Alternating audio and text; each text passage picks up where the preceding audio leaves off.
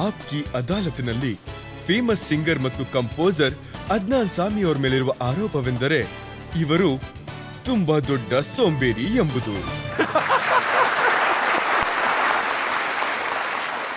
ಇದು ಎಂತ ಒಂದು ಆರೋಪ ಅಂದ್ರೆ ನಾನಿದನ್ನ ಪೂರ್ತಿಯಾಗಿ ಒಪ್ಕೋತೀನಿ. ನಾನು ಸೋಂಬೇರಿನೇ, ಮತ್ತೆ ನಾನು ತುಂಬಾನೇ ನಂದೇ ಆದಂಥ ಸ್ಪೀಡಲ್ಲಿ ಅಥವಾ ಲ್ಯಾಕ್ ಆಫ್ ಸ್ಪೀಡಲ್ಲಿ ಕೆಲಸ ಮಾಡ್ತೀನಿ. ಈಗ ನೋಡಿ, 35 ವರ್ಷಗಳಿಂದ ನೀವು ಹಾಡನ್ನ ಹಾಡ್ತಿದ್ದೀರಾ. ಕೆಲವರು ಹೇಳ್ತಾರೆ ನಾನು 25 ವರ್ಷದಲ್ಲಿ 5,000 ಹಾಡಾಡಿದ್ದೀನಿ, 6,000 ಹಾಡಾಡಿದ್ದೀನಿ ಅಂತ. ಅದ್ನಾನ್ ಸ್ವಾಮಿ ಅವರು ಬರೀ 100. ನೀವು ಮಲ್ಗಿದ್ದೀರಾ? ಇದು ನಾನು ಯಾವಾಗಲೂ ಮ್ಯೂಸಿಕ್ನ ಒಂದು ಫ್ಯಾಕ್ಟ್ರಿ ಥರ ನೋಡೇ ಇಲ್ಲ. ನನ್ನ ಪ್ರಕಾರ ನಾನು ಈ ಮ್ಯೂಸಿಕ್ಗೆ ಬಂದಿರೋದು ಯಾಕೆ ಅಂದರೆ, ನಾನು ಹೇಳ್ತಿಲ್ಲ ಬೇರೆಯವರು ಪ್ಯಾಷನೇಟ್ ಇಲ್ಲ ಅಂತ, ನಾನಂತೂ ಪ್ಯಾಷನೇಟ್ ಇದ್ದೀನಿ. ಆದರೆ ನಾನು ಮ್ಯೂಸಿಕ್ನ ಯಾವಾಗಲೂ ಒಂದು ಯಾವ ದೃಷ್ಟಿಯಿಂದ ನೋಡಿದ್ದೀನಿ ಅಂದರೆ, ನನ್ನ ಮನ್ಸು ಏನು ಹೇಳುತ್ತೋ ಅದನ್ನು ನಾನು ಮಾಡ್ತೀನಷ್ಟೆ. ನನ್ನ ಮನಸ್ಸು ಅದನ್ನ ಪೂರ್ತಿಯಾಗಿ ಒಪ್ಕೋಬೇಕು, ಇದನ್ನ ನಾನು ಮಾಡಬೇಕು ಅಂತ. ನೋಡಿ, ತುಂಬ ಜನಗಳಿದ್ದಾರೆ, ಅವರು ಸಾವಿರಾರು ಸಂಖ್ಯೆಯಲ್ಲಿ ಹಾಡುಗಳನ್ನ ಹಾಡಿದ್ದಾರೆ. ಅದಂತೂ ತುಂಬಾನೇ ಹೆಮ್ಮೆ ಪಡುವಂಥ ವಿಷಯ. ನಾನು ಅವ್ರನ್ನೆಲ್ಲ ತುಂಬ ಅಡ್ಮೈರ್ ಮಾಡ್ತೀನಿ. ನಾನು ಒಂದು ರೀತಿ ಸ್ವಲ್ಪ ಡಿಫ್ರೆಂಟ್ ಪರ್ಸನ್ ಅಂತಾನೆ ಹೇಳ್ಬೋದು. ನೋಡಿ, ನಾನು ಹೇಳ್ತೀನಿ, ನನಗೆ ಗೊತ್ತಾಗಿದ್ದೇನು ಅಂತಂದ್ರೆ, ನಿಮಗೆ ಎಷ್ಟು ಪ್ಯಾಷನ್ ಹಾಡೋದ್ರಲ್ಲಿದೆಯೋ ಅದಕ್ಕಿಂತ ಹೆಚ್ಚು ಊಟದ ಬಗ್ಗೆ ಇದೆ. ನೀವು ಎಷ್ಟು ಹಾಡುಗಳನ್ನು ಹಾಡಿದ್ದೀರೋ ಅದಕ್ಕೆ ಸರಿಸಮನಾಗಿ ನೀವು ಊಟವನ್ನು ಮಾಡಿದ್ದೀರಾ. ಈ ಮಾತು ಒಂಥರ ಸರಿನೇ. ಹೀಗೆ ಕೆಲವು ದಿನಗಳಿಂದೆ ಒಬ್ಬ ಮನುಷ್ಯ ನನ್ನ ಹತ್ರ ಬಂದಿದ್ದ. ಅವನು ಈ ಕುಕ್ಕಿಂಗ್ ಕೆಲಸಕ್ಕೆ ಅಂತ ಬಂದಿದ್ದ. ನಾನವನ್ನ ಕೇಳ್ದೆ, ಏನೆಲ್ಲ ಮಾಡಕ್ ಬರುತ್ತಪ್ಪ ನಿನ್ಗೆ ಅಂತ. ಅದಕ್ಕೆ ಅವನು ಸ್ಟೈಲಾಗಿ ಒಂದು ಮೆನುನ ನನ್ನ ಮುಂದೆ ಇಟ್ಟ. ಇದ್ರಲ್ಲಿ ನೋಡಿ ಸರ್, ಇದ್ರಲ್ಲಿ ಯಾವ್ದು ಬೇಕಾದ್ರೂ ನಾನು ಮಾಡ್ತೀನಿ ಅಂದ. ಮೆನು ತಗೊಂಡು ನೋಡಿದ ಕೂಡಲೇ ಸಿಂಧಿ ಬಿರಿಯಾನಿ ಮಾಡಕ್ ಬರುತ್ತಾ ಅಂತ ಕೇಳಿದೆ. ಅದಕ್ಕೆ ಅವನು ಹಾ ಸರ್ ಮಾಡ್ಕೊಡ್ತೀನಿ ಅಂದ. ನನ್ಗೆ ಆಕ್ಚುಲಿ ರಾಜೇಶ್ ಖನ್ನಾ ಸರ್ ನೆನಪಾಗ್ಬಿಟ್ರು ಅವತ್ತು. ಅವನು ಸ್ವಲ್ಪ ನೋಡೋಕೆ ಅವ್ರ ಹಾಗೆ ಇದ್ದ. ಸೊ ಆಗ ನಾನು ಅವ್ನಿಗೆ ಹೇಳ್ದೆ, ಒಂದು ಕೆಲಸ ಮಾಡು, ಸಿಂಧಿ ಬಿರಿಯಾನಿ ಮಾಡು ಅಂದೆ. ಹೇಳಿ ನಾನು ರೆಕಾರ್ಡಿಂಗ್ ಹೋದೆ. ರೆಕಾರ್ಡಿಂಗ್ ಮುಗಿಸಿ ಒಂದು ಒಳ್ಳೆ ಎಕ್ಸ್ಪೆಕ್ಟೇಷನ್ ಇಟ್ಕೊಂಡು ವಾಪಸ್ ಮನೆಗೆ ಬಂದೆ. ನಾನು ಇವತ್ತು ಸಿಂಧಿ ಬಿರಿಯಾನಿ ಬಾರಿಸೋದೆ ಅಂತ. ಸೊ ನಾನು ತಿನ್ನೋಕೆ ಅಂತ ಕೂತ್ಕೊಂಡೆ. ಅವನು ಆ ಬಿರಿಯಾನಿ ತಗೊಂಡು ಬಂದ. ಸೊ ಅದು ನೋಡಿದ್ಮೇಲೆ ಗೊತ್ತಾಯ್ತು, ಯಾವ ಆ್ಯಂಗಲಲ್ಲೂ ಕೂಡ ಅದು ಸಿಂಧಿ ಬಿರಿಯಾನಿ ಅಂತ ನನಗೆ ಅನಿಸ್ಲೇ ಇಲ್ಲ. ನಾನು ಇಮಿಡಿಯೇಟಾಗಿ ಅವನ್ನ ಇಲ್ಲಿ ಬಾ ಅಂದೆ. ಇದೇನು ಅಂತ ಕೇಳಿದ್ರೆ, ಸಿಂಧಿ ಬಿರಿಯಾನಿ ಬಂದ. ಅದಕ್ಕೆ ನಾನಂದೆ, ಆಗ ನನ್ನ ವೆಯ್ಟು ಹೆಚ್ಚು ಕಮ್ಮಿ ಒಂದು 230 ಇತ್ತು. ಮನುಷ್ಯ ತೂಕ ಇರಬೇಕು.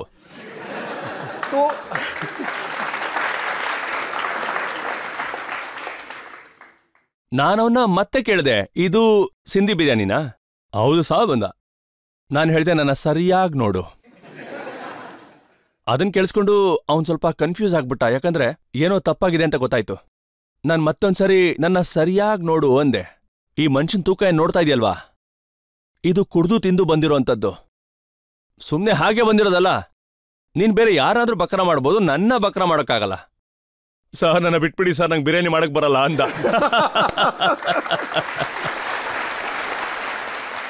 ಅಂದ್ರೆ ನೀವು ಏನು 230 kg ತೂಕ ಇದ್ರಲ್ಲ? ಹೌದು. ನೀವು ಊಟ ಮಾಡೋದ್ರಿಂದಾಗಿ ದಪ್ಪ ಆಗಿದ್ರೋ ಅಥವಾ ದಪ್ಪ ಇದ್ದಿದ್ರಿಂದಾಗಿ ಊಟ ಜಾಸ್ತಿ ಮಾಡ್ತಿದ್ರು? ಜನ ಕೆಲವು ಸರಿ ನನ್ನ ಕೇಳ್ತಾ ಇದ್ರು, ಅದು ಸರ್ಕಾಸ್ಟಿಕ್ ಆಗಿ ಕೇಳ್ತಾ ಇದ್ರು, ನಿಮ್ಮ ಈ ಫಿಟ್ನೆಸ್ನ ಸೀಕ್ರೆಟ್ ಏನು ಅಂತ. ನಾನ್ ಸಖತ್ತಾಗಿ ಊಟ ಮಾಡ್ತೀನಿ, ಸಖತ್ ಮಜಾ ಕೊಡುತ್ತೆ ನನಗೆ. I was very unapologetic about that. ಆದ್ರೆ ರಿಯಾಲಿಟಿ ಏನು ಅಂದ್ರೆ, ಅದು ನನಗೆ ಊಟ ಮಾಡೋದು ಅಂದ್ರೆ ತುಂಬಾನೇ ಇಷ್ಟ. ಮತ್ತೆ ಅದೇ ಕಾರಣದಿಂದ ನನ್ನ ತೂಕ ಹೆಚ್ಚಾನೆ ಹೋಯ್ತು. ಮತ್ತೆ ಫ್ಯಾಮಿಲಿ ಟೆಂಡೆನ್ಸಿ ಕೂಡ ಇರುತ್ತಲ್ವಾ. ನಮ್ಮ ಮನೇಲಿ ಒಬ್ರು ಕೆಲಸದವ್ರು ಇದ್ರು ಅಡ್ಗೆ ಮಾಡೋದಕ್ಕೆ. ಅವರು ಆಕ್ಚುಲಿ ಪಂಜಾಬ್ನವರು. ಸೊ ರಿಯಾಲಿಟಿ ಏನು ಅಂದ್ರೆ, ನಾನು ಊಟನ ಸ್ವಲ್ಪ ತಿಂದ್ರೂ ಕೂಡ ನನ್ನ ತೂಕ ಜಾಸ್ತಿ ಆಗ್ಬಿಡ್ತಿತ್ತು. ಈಗ್ಲೂ ಆಗುತ್ತೆ. ಕೆಲವು ಪ್ರಾಣಿಗಳು ತುಂಬಾನೇ ತಿಂತವೆ, ಆದ್ರೆ ದಪ್ಪನೇ ಆಗಲ್ಲ. ನಿಮ್ಮ ಈ ಸೋಂಬೇರಿತನ ಏನಿದೆಯಲ್ಲ, ಇದು ನೀವು ದಪ್ಪ ಇದ್ದಿದ್ರಿಂದಾಗಿ ಬಂದಿದ್ದ ಅಥವಾ ಸೋಂಬೇರಿಯಿಂದಾಗಿ ದಪ್ಪ ಆಗಿದ್ದ? ಎರಡೂನು. ಆಕ್ಚುಲಿ ಈಗಿದು ತಮಾಷೆ ಅನ್ನಿಸ್ತಿರ್ಬೋದು, ಆದ್ರೆ ನಾನು ಯಾವಾಗ 230 kg ಆಗ್ಬಿಟ್ಟಿದ್ದೆ, ಅದು ನನಗೆ ಒಂದು ತುಂಬಾ ಸೀರಿಯಸ್ ವಿಷಯ ಆಗೋಯ್ತು. ಒಂದು ಸೀರಿಯಸ್ ಹೆಲ್ತ್ ಇಶ್ಯೂ ಅಂತ ಹೇಳ್ಬೋದು.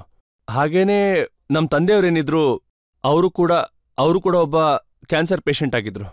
ಹೀ suffered from one of the deadliest cancers, which was cancer of pancreas.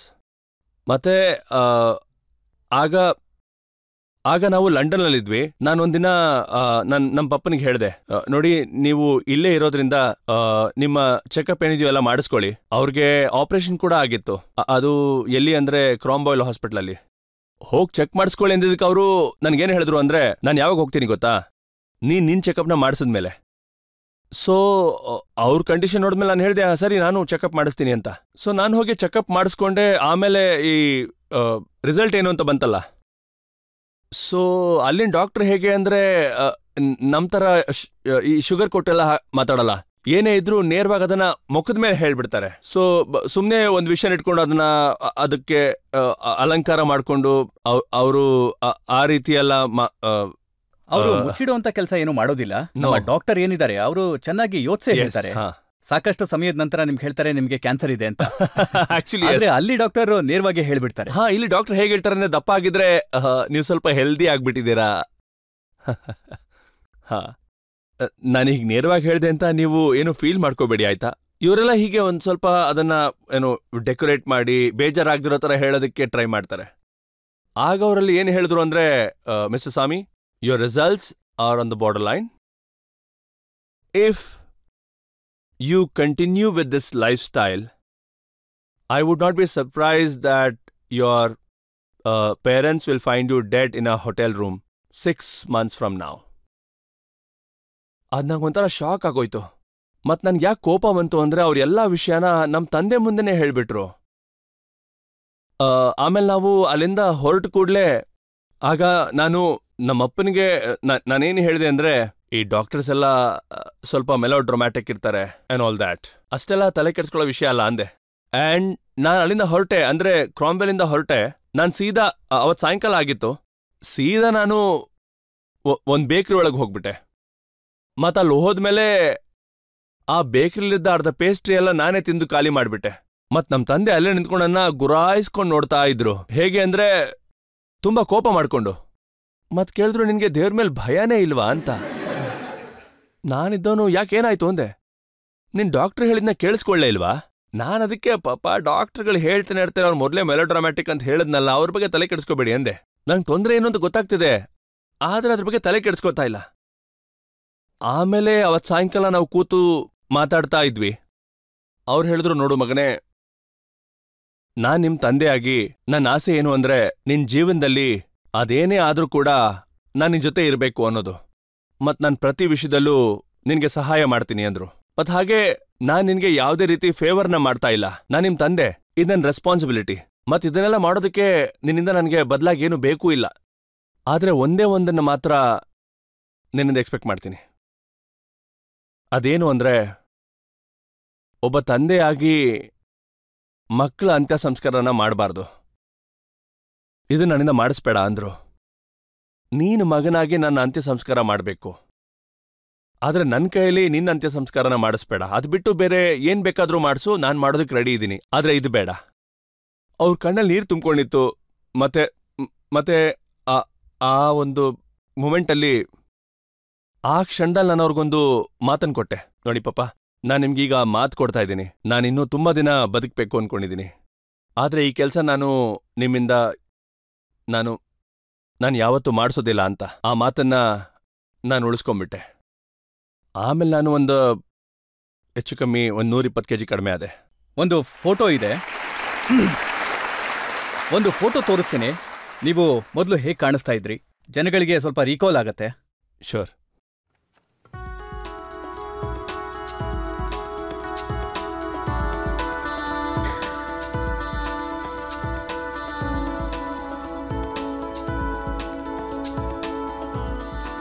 ನೀವು ಇಷ್ಟು ದಪ್ಪ ಇದ್ದಾಗ ಬಟ್ಟೆ ಹೇಗೆ ಹೊಲಿಸ್ಕೋತಾ ಇದ್ರಿ?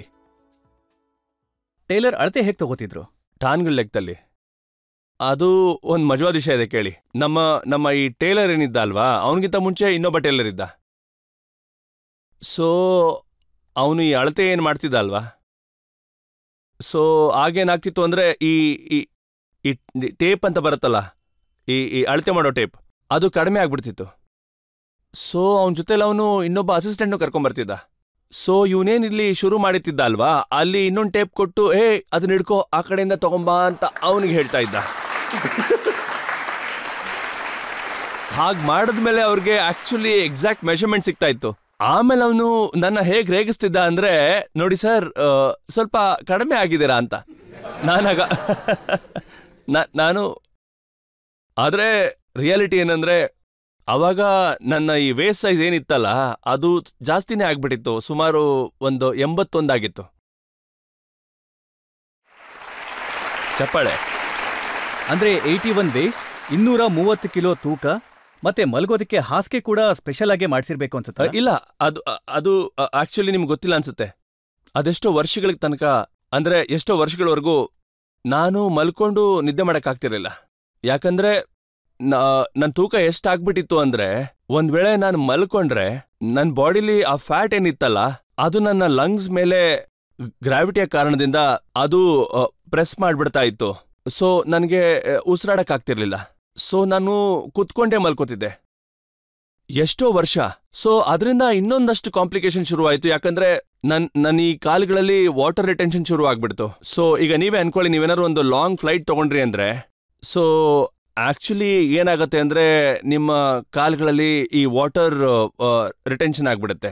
ಸೊ ನನ್ನ ಕೇಸಲ್ಲಿ ಏನಾಗಿತ್ತು ಅಂದ್ರೆ, ನಾನು ಈ 2 ಕಾಲುಗಳಲ್ಲಿ ನೀರು ತುಂಬಿಕೊಂಡಿದ್ರಿಂದ ನನಗೆ ಆಗ ಲಿಂಫೋಡಿಮಾ ಆಗ್ಬಿಟ್ಟಿತ್ತು. ನನಗದು ತುಂಬಾನೇ ಕಷ್ಟ. ಆದ್ರೆ ನೀವು ಶೋಸ್ ಮಾಡ್ತಾ ಇದ್ರಿ, ಶೋ ಮಾಡೋದಕ್ಕೆ ಹೋಗ್ತಾ ಇದ್ರಿ, ಗಾಡಿನಲ್ಲಿ ಕೂರ್ತಾ ಇದ್ರಿ, ಇಳಿತಾ ಇದ್ರಿ. ದೊಡ್ಡ ಕತೆ ಬಿಡಿ. ಯುನೋ ಇದೆಲ್ಲ ಏನು ನಡೀತಾ ಬರ್ತಾ ಇತ್ತಲ್ಲ, ಇದನ್ನ ನಾನು ಮುಚ್ಚಿಟ್ಬಿಟ್ಟಿದ್ದೆ ಪಬ್ಲಿಕ್ ಇಂದ. ಆದ್ರೆ ನನಗೆ ಎಂತ ಕಂಡೀಷನ್ ಆಗ್ಬಿಟ್ಟಿತ್ತು ಅಂದ್ರೆ, ಅದು ನಾನು ಒಂದ್ ವೇಳೆ 1-2 ಹೆಜ್ಜೆ ಇಡಬೇಕು ಅಂದ್ರೂ ಮುಂದೆ ಹೋಗೋಕೆ ನನ್ನ ನನಗೆ ಉಸಿರಾಡಕ್ಕೆ ತುಂಬಾ ತೊಂದರೆ ಆಗ್ಬಿಡ್ತಿತ್ತು. ಒಂದ್ ವೇಳೆ ನಾನು ನೆಕ್ಸ್ಟ್ ಸ್ಟೇಜ್ ಮೇಲೆ ಹೋಗ್ಬೇಕು ಅಂದ್ರೆ, ನಾನು ಆ ಸ್ಟೇಜ್ನ ಹತ್ತೋದಕ್ಕಿಂತ ಮುಂಚೆ ನಾನು ಅಲ್ಲಿಗೆ ಹೋದ್ರೂ ಕೂಡ ಒಂದ್ 5 ನಿಮಿಷ ನಂಗೆ ಟೈಮ್ ಬೇಕಿತ್ತು ಕುತ್ಕೊಂಡು ಸುಧಾರಿಸ್ಕೊಳಕ್ಕೆ, ನನ್ನ ಬ್ರೀದಿಂಗ್ ನಾರ್ಮಲ್ ಮಾಡೋದಕ್ಕೆ. ಆಮೇಲೆ ನಾನು ಸ್ಟೇಜ್ ಮೇಲೆ ಹೋಗ್ತಿದ್ದೆ. ಮತ್ ಯಾವಾಗ ಸ್ಟೇಜ್ನ ಇಳಿತಾ ಇದ್ದೆ, ಆಗ ಅಟ್ಲೀಸ್ಟ್ ಒಂದು 15 ನಿಮಿಷ ನನ್ನ ಹತ್ರ ಯಾರು ಮಾತಾಡೋದಕ್ಕೆ ಆಗ್ತಿರ್ಲಿಲ್ಲ. ಯಾಕಂದ್ರೆ ನನಗೆ ಈ ಏದುಸಿರು ಬಂದ್ಬಿಡ್ತಾ ಇತ್ತು. ಅದೆಷ್ಟು ಅಂದ್ರೆ ನನ್ನಿಂದ ಮಾತಾಡಕ್ಕೆ ಆಗ್ತಿರ್ಲಿಲ್ಲ. ಈ ಟೈಮ್ ಅಂತ ಏನಿದೆಯಲ್ಲ, ಇದು ನನಗೆ ತುಂಬಾನೇ ಕಷ್ಟ ಕೊಡೋದ್ನ ಟೈಮ್ ಇದು. ಅಫ್ಕೋರ್ಸ್ ನಾನು ಪ್ರಾಜೆಕ್ಟ್ ಹೇಗೆ ಮಾಡ್ತಿದ್ದೆ ಅಂದ್ರೆ, ನಾನು ತುಂಬಾ ಎಂಜಾಯ್ ಮಾಡ್ತಾ ಇದ್ದೀನಿ, ಲೈಫಲ್ಲಿ ಯಾವುದೇ ಪ್ರಾಬ್ಲಮ್ ಇಲ್ಲ ಅನ್ನೋ ಹಾಗೆ, ಹ್ಯಾಪಿ ಗೋ ಲಕ್ಕಿ ತರ. ಯಾಕಂದ್ರೆ ನೀವು ಯಾವ ತರ ಹಾಡ್ತಿದ್ರಿ, ಪಿಯಾನೋ ಪ್ಲೇ ಮಾಡ್ತಿದ್ರಿ, ಅದರಿಂದ ಜನಗಳಿಗೆ ಗೊತ್ತಾಗ್ತಾನೆ ಇರ್ಲಿಲ್ಲ. ಹೌದು, ಆದ್ರೆ ರಿಯಾಲಿಟಿ ಏನಿತ್ತು ಅದು ಬೇರೆನೇ ಇತ್ತು. ಮತ್ತೆ ಅದನ್ನೇ ಹೇಳೋದಲ್ವಾ, ಶೋ ಬೇಸ್ ಅಂದ್ರೆ ಹಾಗೆ ಇರಬೇಕು. What happens behind the curtain nobody nose. ಆದ್ರೆ ರಿಯಾಲಿಟಿ ಹೀಗಿತ್ತು. ಆಮೇಲೆ ಸತ್ಯ ಏನಂದ್ರೆ, ನಾನು ನನ್ನ ವೆಯ್ಟ್ನ ಆಮೇಲೆ ಕಡಿಮೆ ಮಾಡಬೇಕಾಗಿ ಬಂತು. ಇವರ ತೂಕದ ವಿಚಾರವಾಗಿ ನಿಮ್ಮಲ್ಲಿ ಯಾರಾದರೂ ಪ್ರಶ್ನೆ ಕೇಳೋರಿದ್ರೆ ಕೇಳ್ಬೋದು. ಸರ್, ಸೋಷಿಯಲ್ ಮೀಡಿಯಾದಲ್ಲಿ ಎಷ್ಟೊಂದು ವಿಡಿಯೋ ವೈರಲ್ ಆಗಿದೆ. ಅದ್ರಲ್ಲಿ ತೋರಿಸ್ತಾ ಇದ್ದಾರೆ ನೀವು ವೆಯ್ಟ್ ಲಾಸ್ ಮಾಡ್ಕೊಳ್ಳೋದಿಕ್ಕೆ ಸರ್ಜರಿ ಎಲ್ಲ ಮಾಡಿಸ್ಕೊಂಡಿದ್ದೀರಾ ಅಂತ.